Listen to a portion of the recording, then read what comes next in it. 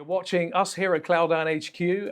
It's Sean Woolley and it's me, Darren. Nice to have your company. Thank you for joining us. Now, this is our great news series. We like this one, actually.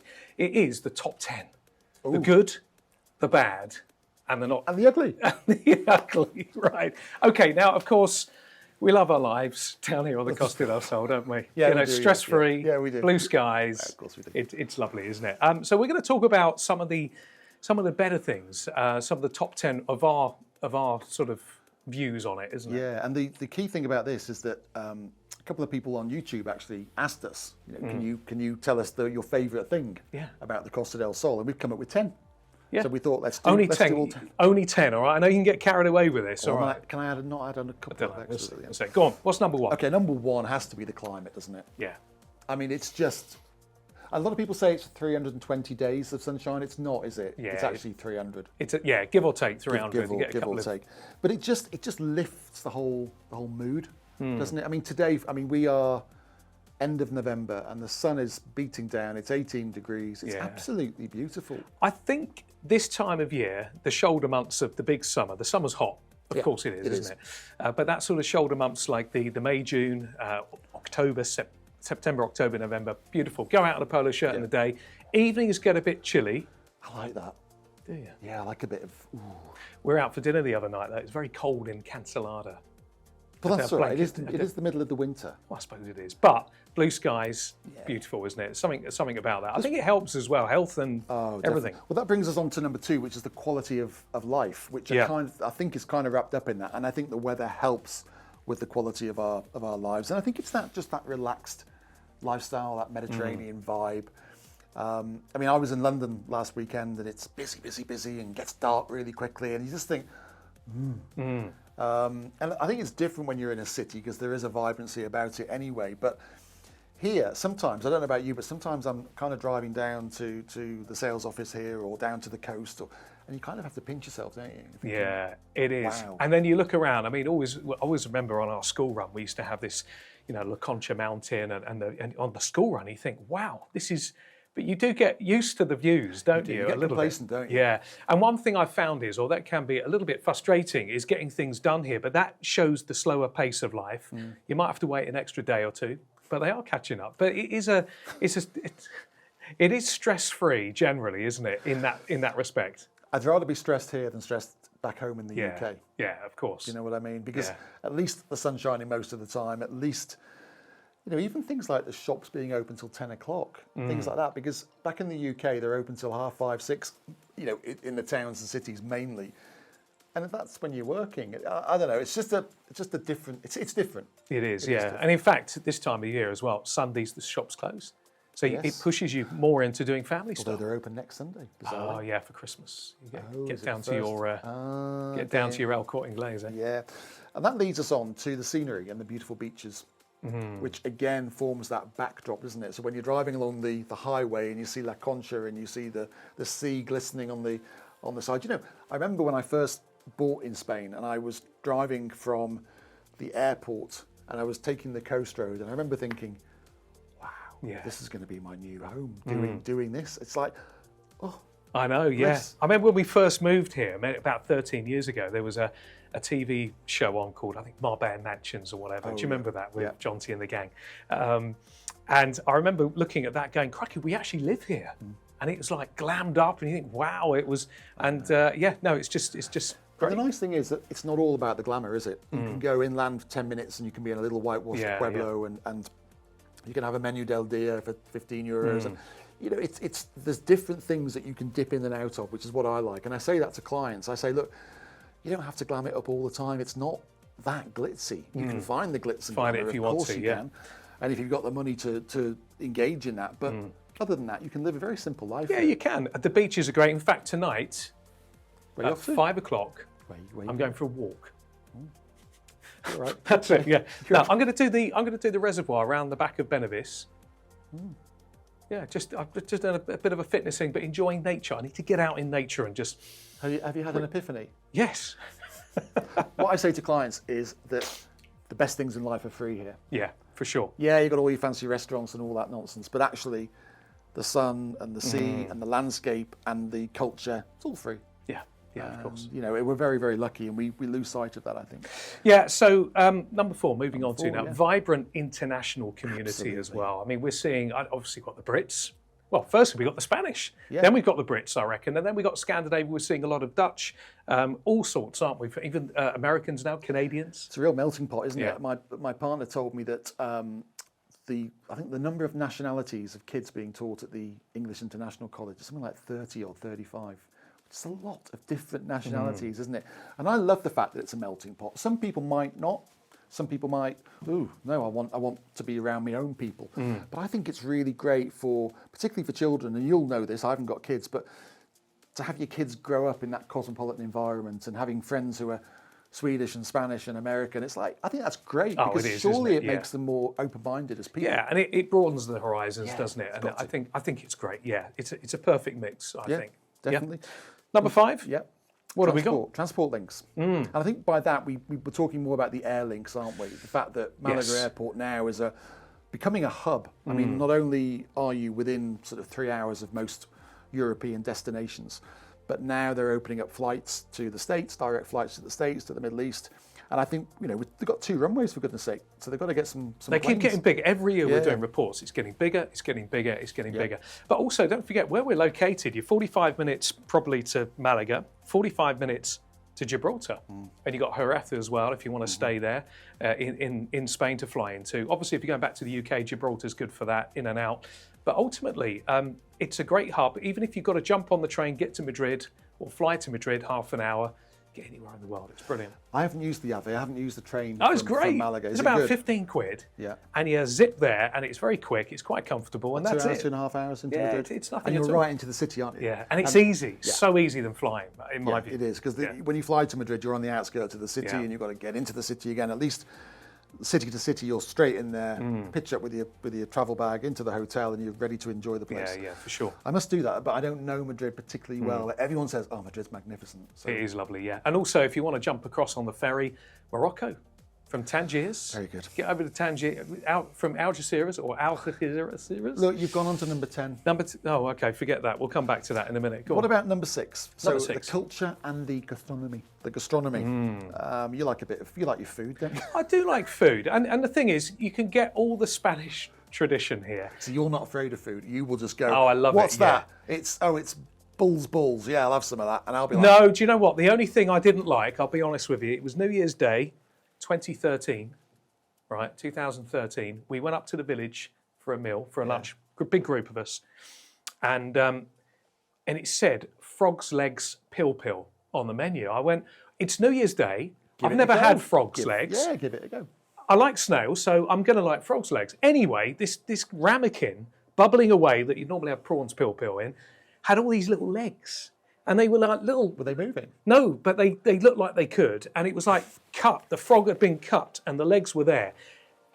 And that's the only bit of food I don't... Anyway, so what we've got... That's French.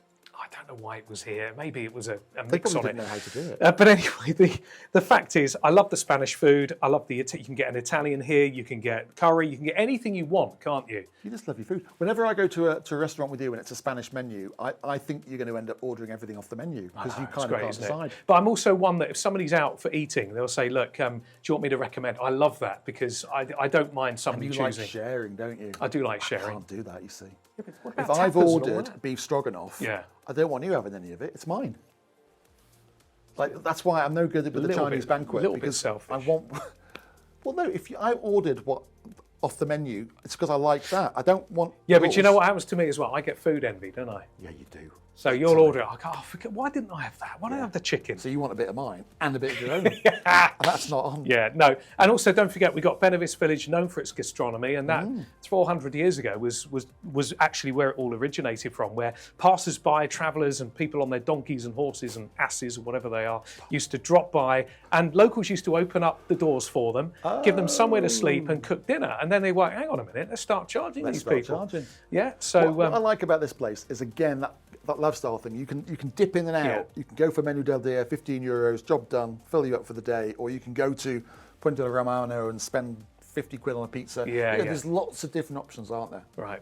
Depending on the budget, depending on you had a good week or not, and you can enjoy all those different things. Yeah, for sure. Right, what next? Modern infrastructure is number 7. And by that, we mean like the healthcare, private and public hospitals. We mean good internet coverage, reliable utilities, international schools, shopping malls, entertainment options. It's pretty good, isn't it? It is, and actually, as we've seen, I'd say in the last 10 years, because when we first moved out, it was a little bit difficult to get packages delivered, and you had to go to the parcel place and Because you live in the middle of nowhere. Well, that's true, yeah. Even then, you got a letter in your door saying you've got to go into queue up in Estepona or wherever.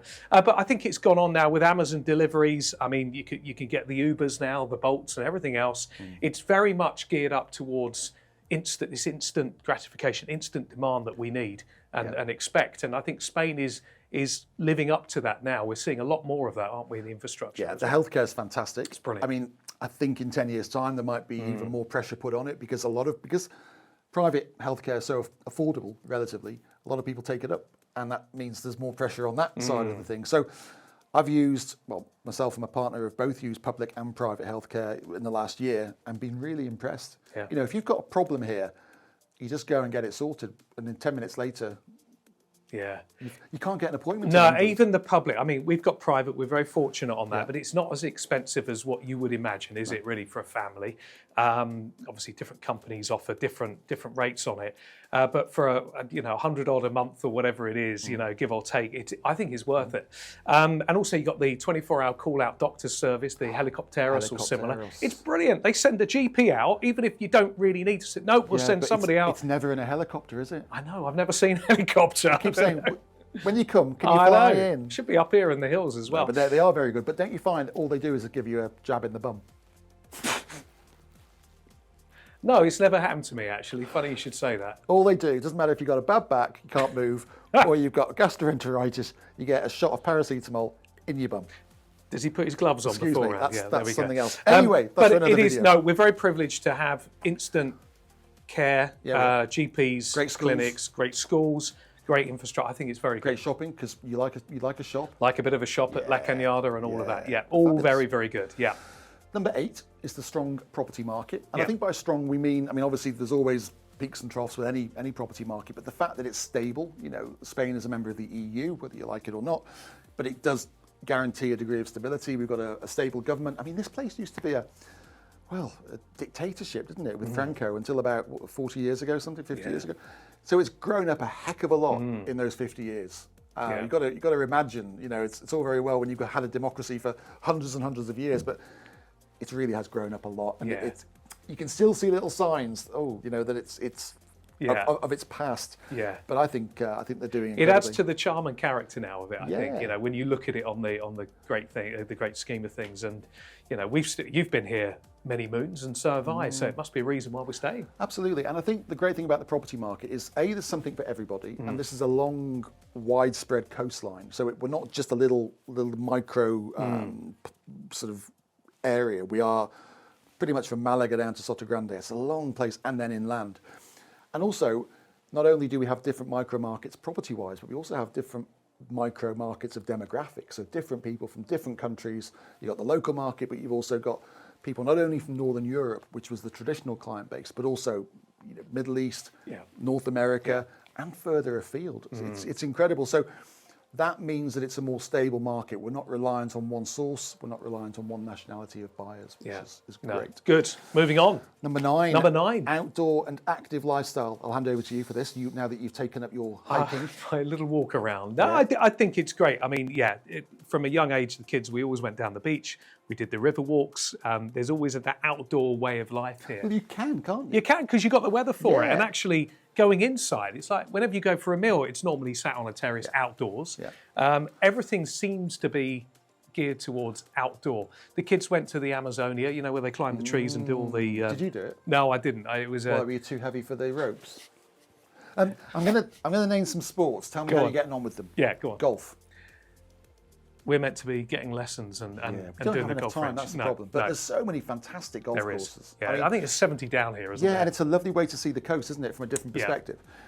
Tennis? Tennis, again, we're going to get lessons for that. Paddle tennis is very popular. Paddle tennis is great for our age range because you don't have to move much. Right. But it's all about the skill and the wrist action. Good. What else? Cycling? Cycling, yeah, I'm going to get an e-bike. It's all the things I'm going to do, but we've been busy. What have you been doing? I'm going to have to just do it. Hiking we've got. Yeah, sailing.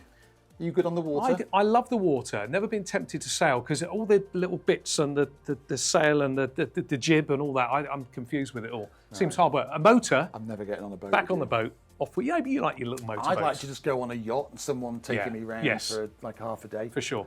Might do that for me for my birthday. Yeah. Yeah, quite fancy that. I don't like the idea of owning a boat. I think it's a lot of responsibility. No, I don't think you need to. You can just charter it. And then number 10, the last one, is the one that you touched on earlier, proximity to amazing destinations. And I think this is the key. We get a lot of clients who look at the Malaga area and also look at somewhere like Mallorca, which of course is an island in the middle of the Med.